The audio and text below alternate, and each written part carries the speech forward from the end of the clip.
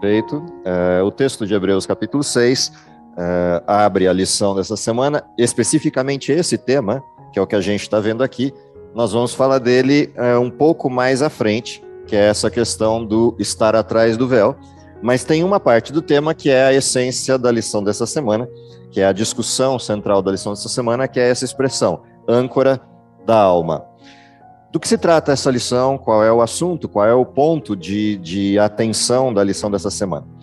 Vocês devem ter percebido que a lição dá uma quebra, ela para o assunto que a gente vem tratando desde o início do trimestre, abre um hiato, abre um espaço aqui para a gente discutir uma outra questão importante por trás desse cenário do Cristo mediador, do Cristo sacerdote e de todas as referências de cumprimento da promessa. A lição abre um hiato, ou seja, ela abre um espaço aqui.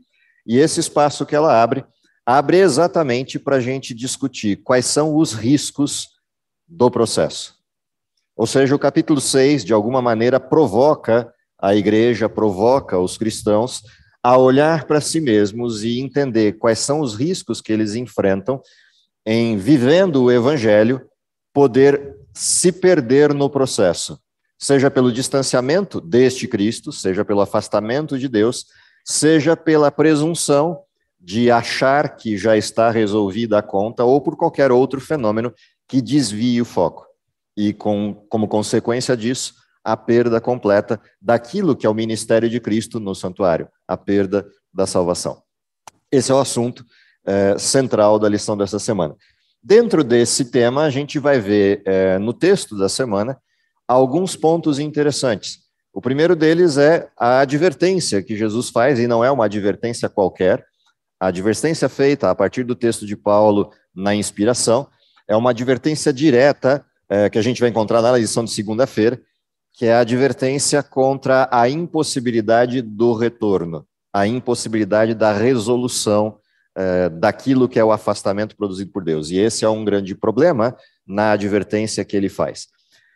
Eu vou olhar para a advertência um pouco mais à frente, e vou olhar para os pontos de ancoragem que Paulo estabelece para essa advertência. Paulo estabelece que há algumas coisas que nós precisamos fazer para permanecer em Cristo, para permanecer ligado a Cristo. Que coisas são essas? Quais são esses elementos de ligação? Quais são esses pontos de ligação que nos permitem estar junto com Cristo? E entendendo esses pontos, a gente consegue entender o que é o afastamento. O primeiro desses pontos interessantes, e a lição abre com ele, é a questão da boa palavra. Permanecer em Cristo é permanecer na boa palavra. Essa expressão, boa palavra, ela tem várias referências na Bíblia, mas a que eu mais gosto é a referência de uma parábola de Jesus, que é a parábola do semeador.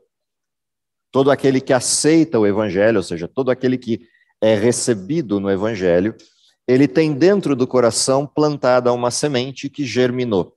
E essa semente é a semente da boa palavra. Lembram, a fé vem pelo ouvir, e o ouvir da palavra de Deus. Todo aquele que ouve a palavra de Deus e a recebe em fé, e ela produz o aumento dessa fé, ele permanece ligado.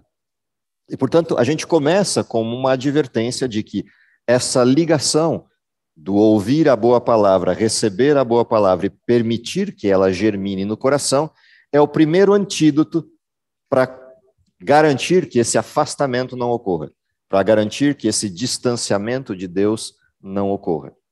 Mas do que se trata essa boa palavra? O que é aquela expressão que o texto de Hebreus 6 traz como tendo sido iluminados por Deus, não desistem? Há uma questão interessante na palavra de Deus e na forma como ela atua. A primeira coisa na palavra de Deus é o reconhecimento da nossa pecaminosidade, é o reconhecimento de quem somos no contexto de um mundo de pecado. O primeiro impacto da palavra de Deus é a discrepância entre o que nós somos e o que deveríamos ser. A primeira provocação da palavra de Deus é essa. Ela mostra a distância, ela mostra essa dicotomia que existe entre o que Deus projetou e o que nós nos tornamos. Uma vez que ela nos mostra isso, essa mesma boa palavra diz, você está morto. Essa mesma boa palavra diz para a gente, não tem saída. A condição em que o ser humano se colocou é uma condição sem retorno. E aí, nesse momento, há um processo em nós, que é o processo da percepção da gravidade do tema. E exatamente essa percepção nos leva a uma necessidade. Haveria possibilidade de retorno? Porque a expressão é direta, você está morto. Mas a mesma expressão que diz está morto, o salário do pecado é a morte, é a que completa a frase dizendo o dom gratuito de Deus é a vida. E aí, exatamente nesse momento, a gente começa a se perguntar, ok, como? E essa mesma boa palavra germina em nós o como. Todo aquele que está em Cristo vive e vive eternamente. Então, a expressão do reconhecimento do pecado provoca em nós essa necessidade e Cristo imediatamente apresenta para nós a alternativa, sua justiça. E isso produz a vida. Daí a questão das promessas presentes na Bíblia, buscar primeiro o reino de Deus e sua justiça, ou seja, e Cristo, e todas as demais coisas vos serão acrescentadas. Daí a expressão da missão do Espírito Santo, fará com que a gente reconheça o pecado e nos conduzirá à justiça. Esse binômio de reconhecimento do pecado e a percepção da necessidade de Cristo e a certeza de que Cristo é um provimento pleno, isso constitui a boa palavra. O problema é que quando a gente descobre que tem o Cristo, vem uma nova pergunta. Ok, eu sei como eu estou, eu sei a desgraça em que eu me meti, sei o pecado, e a pergunta é, ok, encontrei Cristo, como vivo daqui para frente? E a boa palavra vem como instrução, como um processo complementar de instrução, delimitando os parâmetros da vida. Então a boa palavra tem várias funções ao longo do processo da conversão, da condução da vida para a justiça, que é a justificação, e o processo seguinte, que é viver em Cristo, viver por Cristo. Essa expressão do viver com Cristo, do viver por Cristo, é o processo da santificação. E a boa palavra é quem descreve isso, quem delimita todos os parâmetros disso. Ou seja, viver com Cristo é viver debaixo de critérios, de parâmetros esses que constituem a nossa identidade. Sem fazer spoiler, para quem assistiu o sermão de hoje de manhã, tudo isso estava dado na descrição do sermão. Quem não viu, vai para o segundo time e assiste lá. Todo esse processo tem a ver com essa questão. Quais são os critérios que delimitam o cristão, que descrevem quem é o cristão? Dentro dessa perspectiva, a primeira advertência, então, que Paulo vai fazer é: permaneçam na boa palavra. Permanecer na boa palavra é desenvolver-se dia a dia à semelhança desse Cristo. Uma outra coisa interessante que vai aparecer dentro dessa descrição é o fato de que aqueles que foram iluminados por essa boa palavra, pela presença de Cristo, entenderam o sentido do sacrifício de Cristo. E aqui tem um segundo aspecto que Paulo levanta dentro da advertência que faz. O que é compreender o sacrifício de Cristo no sentido pleno? Em primeiro lugar, é entender a gravidade do pecado. O pecado não se perdoa, o pecado se paga. Uma vez entendido que pecado se paga e o preço é a morte, e a morte não do pecador, é a morte daquele que se ofertou, o sacrifício de Cristo, ele não só é pleno no sentido de abrangência, algo que a gente viu em outras expressões nas lições anteriores a respeito do sacerdócio de Cristo e ainda disponível na lição da semana que vem, sobre o mesmo tema, o maior mediador ou mediador superior.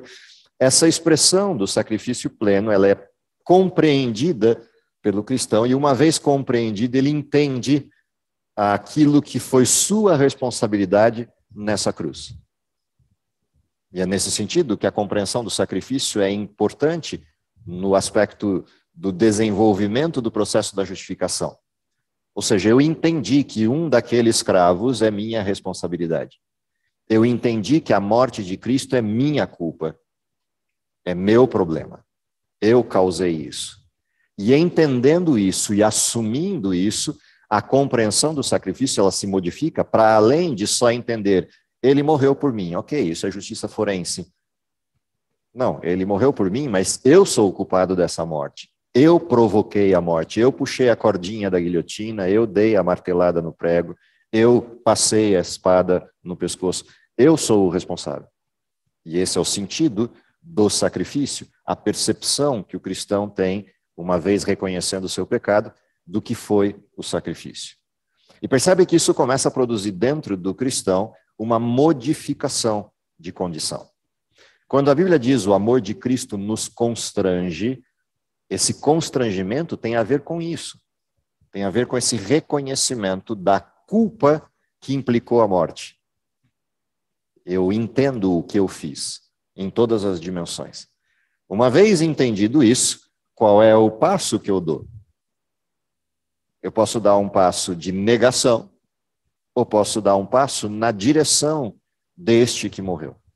Posso dar um passo na direção da oferta que foi dada a partir dessa morte. E uma vez que eu faça isso, eu abandono aquilo que provocou a morte. E, portanto, compreender o sacrifício de Cristo implica em eu abandonar o pecado que produziu este sacrifício. E essa é uma segunda advertência levantada no texto de Hebreus capítulo 6. Porque o texto vai falar daquilo que nos afasta, e ao falar do que nos afasta dele, descreve que a vida deliberada de pecado nos afasta e nos desliga completamente de Deus. Porque ela simplesmente corta a conexão com este sacrifício. É como se eu olhasse para o sacrifício de Cristo e desprezasse o sacrifício de Cristo. Um outro aspecto interessante dentro do modelo, uma outra coisa interessante dentro dessa percepção, é que dentro dessa convivência com Deus, existem coisas melhores das quais eu não desfrutava antes. Que coisas melhores são essas? Que aspectos melhores são esses que a gente tem disponíveis na vida com Cristo? A primeira coisa interessante é que a vida com Cristo quebra o ciclo de degeneração. Mas espera lá, como é que quebra se eu continuo envelhecendo, se eu continuo adoecendo, se eu continuo vítima dos efeitos colaterais do pecado? Existem dois aspectos interessantes sobre o pecado. Um deles é irreversível. Irreversível no sentido do mundo em que vivemos. Enquanto estivermos nesse mundo, as coisas não vão melhorar. Elas vão continuar indo de mal a pior. Não num catastrofismo barato de imaginar que tudo vai dar errado. Não, elas vão de mal a pior porque tudo no mundo degenera. A gente nasce e a única certeza daí para frente é que vai degenerar e morrer. O quando é a pergunta, mas que vai ser assim, vai ser assim. Pode ser daí 1 ano, daqui 100. De qualquer forma, será assim. Esse é o mundo em que vivemos. Não há como mudar isto, porque esse mundo vive sob uma regra, a regra do pecado. A pergunta é se eu vivo sobre a regra do pecado. E é nesse sentido que as coisas melhores aparecem. Eu posso estar no mundo de pecado, ser vítima dos aspectos externos do pecado, mas não ser parte disto. E nesse sentido, algo começa a se modificar dentro do sujeito, que ele consegue enxergar para além do pecado e viver num mundo desgraçado em paz. E essa é a primeira grande coisa melhor de viver a boa palavra e de viver a partir do reconhecimento do sacrifício de Cristo. Eu estou em paz. Por isso que a expressão de Romanos 5, ela é significativa no resultado imediato do aceitar Cristo. Justificados, pois, mediante a fé, temos paz com Deus. Ou seja, eu olho para fora dessa estrutura que me prende no mundo de pecado e enxergo quem está atrás disso. E tudo que ele proveu para eliminar essa estrutura. Ou seja, eu sei quando a coisa vai acabar e eu sei de que jeito vai terminar. E isso produz paz. Afinal de contas, eu deixo de olhar para essas coisas do dia a dia, das coisas que me pegam na estrutura natural do pecado, e passo a olhar para além disso. Eu sei como a história termina, e ela não termina aqui. Ela não acaba nas circunstâncias do pecado, ela acaba um pouquinho depois disso.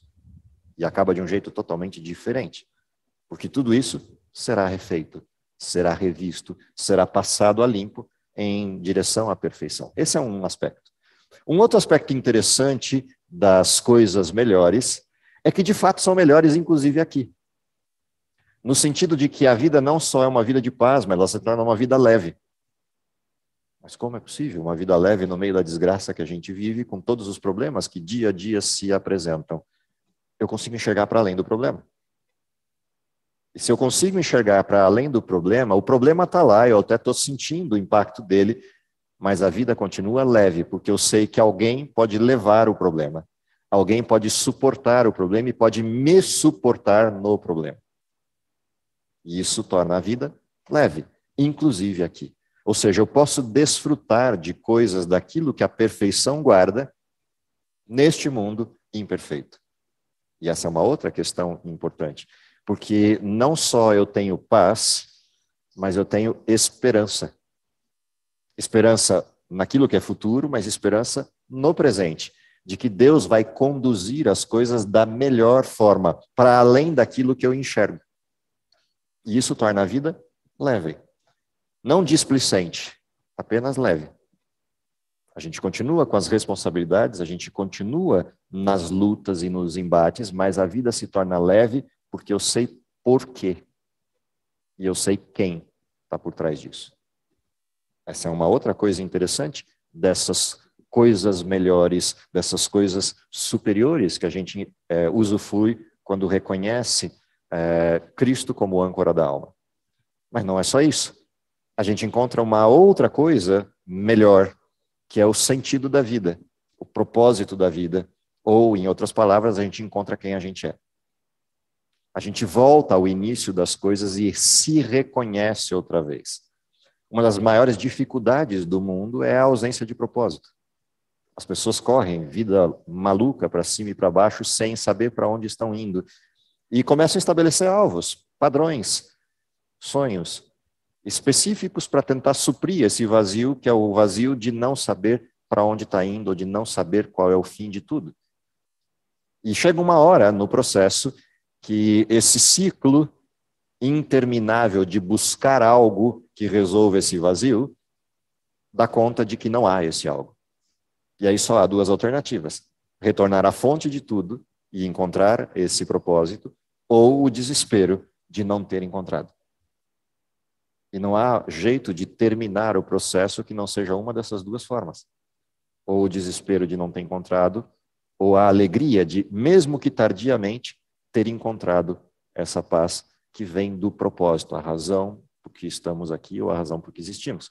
E esse é um aspecto das coisas melhores. Quanto antes eu descubro isso, mais tempo de vida eu tenho com propósito. Quanto mais tarde eu descubro isso, maior a frustração, vinda de ter descoberto tarde. E ainda assim, Deus é gracioso de nos dar a paz, ainda que seja no fim da história. Por isso, salvação está disponível enquanto possibilidade, enquanto potência, até o último respiro da alma. A graça permite isso. Porém, o sonho de Deus é que eu viva isso antes.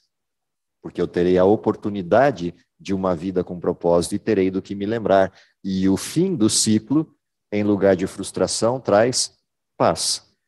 Combati o bom combate, acabei a carreira, guardei a fé. Dizer isso com propriedade, como Paulo diz, é olhar para trás e entender: eu tive a chance de encontrar o propósito em tempo. Em tempo para produzir algo fruto desse propósito. E essa é uma outra parte do Coisas Melhores. Há uma quarta parte do Coisas Melhores, que é o que eu faço a partir do propósito. Quando eu encontro o propósito, eu encontro a missão. E quando eu encontro a missão e me lanço à missão, eu descubro uma outra alegria, que é a alegria de perceber o que aconteceu em mim, acontecendo em outros. E a cada um que, por meu intermédio, encontra essa mesma paz, esse mesmo propósito, essa mesma condição de coisas melhores, a alegria se multiplica em mim por perceber que isso é real. Por isso que você não vai ter na condição de salvação, pelo menos na descrição que a gente tem de salvação, pessoas que não tenham vivido a missão de alguma maneira, ainda que por um curto espaço de tempo. Todos os que vivem essa abordagem da salvação terão alguém alguém ao lado. Mesmo aqueles que não tiveram a oportunidade de fazê-lo, como, por exemplo, o ladrão na cruz. A única coisa que o ladrão na cruz pôde fazer é dar uma bronca no ladrão oposto e descansar na paz de ter descoberto a oportunidade, o propósito e a missão no último suspiro. O problema é que quando ele acordar na ressurreição, ele vai descobrir que dali para cá, nos últimos 2000 anos, ele salvou muito mais gente do que ele sequer imaginava. Porque leram a história em prisões no mundo inteiro e encontraram naquele ladrão uma esperança. A esperança de que mesmo no último momento havia salvação disponível. E vai ter um monte de gente fazendo fila para chegar para esse ladrão dizendo: obrigado, se você não tivesse feito o que fez e dito o que disse, eu não teria salvação. Essa é a condição quarta do coisas melhores. E a gente poderia listar mais um monte delas nas questões tópicas. Quando a gente entende a razão pela qual Deus nos fez e os critérios que ele estabeleceu para uma vida adequada, a gente descobre que também nas coisas materiais isso se apresenta como algo útil, como coisas melhores. Saúde, integridade, tranquilidade, honestidade, todos os atributos ligados aos critérios de quem conhece Cristo nos dão uma condição de vida distinta num mundo que vai de mal a pior. Afinal de contas, o mundo é corrupto, o mundo é egocêntrico, o mundo sofre de todas as mazelas produzidas pelo pecado. E quando você age diferente disso, isso estabelece um paradigma de uma vida diferenciada, que também traz resultados. Resultados palpáveis, tangíveis, no sentido da convivência e da forma de ser. Tudo isso faz parte dessas coisas melhores apontadas como modelo da existência cristã. Mas há uma coisa interessante quando a gente olha essa expressão original, a âncora da alma, que é: Cristo é âncora não só no sentido dessa estabilidade produzida como efeito do processo de encontrá-lo, mas ele também é garantia disso. O fato de ter Cristo atrás do véu, ou seja, somos cristãos de um Deus vivo, não de um Deus morto, mostra que a cruz era um ponto necessário, mas ela não é o fim. É a ressurreição que traz a vida, e não a cruz. A cruz me mostra o que o pecado faz. A ressurreição me mostra o que Deus faz. E essa é uma coisa importante no modelo, porque é o Cristo vivo que me garante a salvação. A gente olha para o céu e não vê a lembrança de um herói que morreu. A gente olha para o céu e vê um herói vivo. E esse herói vivo olha para todos nós e diz: fica tranquilo, eu garanto. Se você tem dúvida que vai viver, olha para mim, eu estou vivo. E ele garante em duas dimensões. A gente viu isso na lição dessa semana, lá na quinta-feira. Quais são as duas dimensões em que ele garante? A primeira garantia é que ele jurou. E ele sempre cumpriu o que prometeu. Em todos os juramentos que fez. Do Gênesis até o Apocalipse. Ele cumpre aquilo que promete. E essa é a primeira garantia. Ele está vivo para poder cumprir. Porque quem promete e morre não poderá cumprir aquilo que prometeu. Ele prometeu, cumpriu tudo enquanto estava vivo, cumpriu inclusive o morrer enquanto estava vivo e ressuscitou para cumprir o que falta. Essa é a primeira grande garantia do modelo. A segunda garantia do modelo é que aquele que está acima dele, e acima dele entendam não a hierarquia, entendam acima dele no sentido do Cristo Messias que veio, aquele que está acima dele o colocou à sua direita. Ou seja, Cristo morreu como um humano, pagou o preço do pecado, mas retornou ao status original. Portanto, nós não temos só alguém que morreu por nós e está vivo. Temos alguém que morreu por nós, está vivo e é Deus. É igual a Deus e está à direita do Pai. Portanto, são duas garantias extremas dessa âncora, ou seja, ele não só é âncora para a gente enquanto estamos aqui, nos processos daqui, ele é âncora para a gente no sentido da promessa real feita nessas duas dimensões. Ele prometeu e ele está à direita do Pai para cumprir o que prometeu. Ele é Deus. Essa é uma expressão fantástica que também o texto de Hebreus nos traz como advertência do porquê é grave, e aqui a gente volta para segunda-feira, do porquê é grave o abandono. Para entender a lição de segunda-feira, a gente tinha que entender toda essa dimensão do que é reconhecer a salvação em todos os seus parâmetros. Reconhecendo tudo isso, abandonar tudo isso, não é só estupidez, não é só burrice, é arrogância, é autossuficiência. E é por isso que o texto é tão grave ao dizer para a gente que é impossível renová-los e já não há mais sacrifício disponível para esses. Ou seja, quando o texto diz uma vida deliberada de pecado, não é o ato de estar num mundo de pecado e ser pego no contrapé por um deslize. Não é estar num mundo de pecado e lutar contra os vícios pessoais que estão presentes em hábitos adquiridos ou em quedas pelo percurso com as quais nos acostumamos. A vida deliberada de pecado é uma vida consciente do pecado. Eu decido que eu não quero mais a vida com Deus. E não quero deliberadamente. É possível, nestas condições, o retorno? Não. Não porque Deus não quisesse o retorno, não porque Deus não fosse misericordioso para perdoar todo e qualquer pecado, mas quando o pecado é cometido contra o perdão, não há perdão. Quando o que eu estou rejeitando é o perdão, não há como perdoar quem não quer o perdão. A vida deliberada de pecado é um reconhecimento individual de que eu não quero perdão. Eu não reconheço o que Cristo fez na cruz, eu desisto disto. A parte importante, talvez, da lição que deveria ser destacada é que existem dois caminhos para chegar lá, nessa atitude deliberada. Um desses caminhos é a permissividade no pecado. Ou seja, eu vou fazendo pouca conta do pecado e vou me acostumando com o pecado.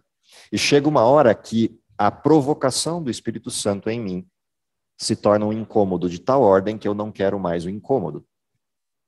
Eu sei que está errado, eu sei que é pecado, mas eu quero continuar com o pecado. O perigo dessa vida que vai paulatinamente chegando a essa condição é a mudança que isso provoca em um determinado momento e a partir daí não há mais volta. A outra forma é a ação deliberada de alimentar alguma coisa contra Deus. E essa é uma ação direta que pode me conduzir para essa direção. E Lúcifer é o melhor exemplo para isso. Lúcifer não teve uma eternidade de deliberadamente pecando. Lúcifer teve um tempo em que ele alimentou o ciúme e alimentou pensamentos contra Deus. E ele foi a tal nível que ele espalhou esses pensamentos e chegou a um momento em que o seu orgulho não permitia voltar e dizer, eu estava errado. Estava errado a respeito do caráter de Deus. Essa impossibilidade de retornar foi algo que ele fez contra ele mesmo, no sentido de mentir a respeito de quem Deus é. E curiosamente é o que ele vem fazendo até hoje. Desde o pecado de Eva até hoje, o que Lúcifer faz é exatamente isso. Ele inverte quem Deus é. Ele muda a nossa concepção de Deus, porque se ele conseguir fazer isso, eu vou optar por agir contrariamente aos critérios que Deus estabeleceu. Por isso esse binômio em Hebreus 6. As características de quem segue a Deus e como essas características implicam a gravidade de desistir disso. E é esse o sentido da lição de segunda-feira. Ela terminava a lição de segunda-feira até com uma explicação para isso, diz assim, essa passagem não se refere à pessoa que às vezes falha na batalha contra a velha natureza e a carne. Esse pecado se refere à pessoa que, após ter experimentado a salvação genuína e o que ela envolve, decide que Jesus é uma ameaça ao tipo de vida que ela decidiu ou deseja ter enquanto desenho de vida, e a matar seu relacionamento com ele. Foi exatamente o que os escribas, os sacerdotes, os fariseus fizeram com Cristo, quando viram nele uma ameaça ao estilo de vida e às benesses que a autoridade havia lhes dado e a condição de riqueza havia lhes dado por usufruírem das benesses do templo. Cristo era uma ameaça a isso. Então eles tiveram que decidir, ficamos com o Messias ou com aquilo que já temos? E eles optaram, ficamos com o que já temos, matamos o Messias. Esse é o sentido do pisar o Cristo. E há uma lista aí na lição de... deixa eu só ver aqui, na lição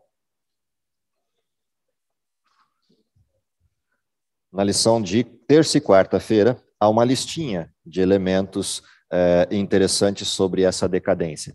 Pisar o Filho de Deus, está lá no meio da lição de terça-feira, depois profanar o sangue da aliança, insultar o Espírito da graça, e continua na quarta listinha, preguiçosos, negligentes, abandonando esse caminho. Ou seja, existe um processo para chegar lá.